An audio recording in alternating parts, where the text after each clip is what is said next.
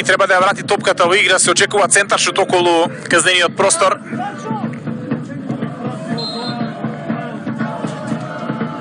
Одлично центрира Бајрами, мешаница пред Прилепскиот гол 1-0. Водат гостите со голот на Димитрија Лазаревски. Големо невнимание на Прилепската одбрана. Лазаревски ја прими и ја втурна топката во мрежата на Талески. Ете, тоа е зона за која што пред малку говорев. Шкупи е така резервиран што изгледаше дека само од контра, грешка или прекин може да дојде во водство. И еден прекин во една и грешка на Прилепската одбрана. И тоа се случува. Резултатот е отворен. Половина час Димитрија Лазаревски. Победа Шкупи 0-1. Центаршут во средината. Зендели несигурен. 1-1.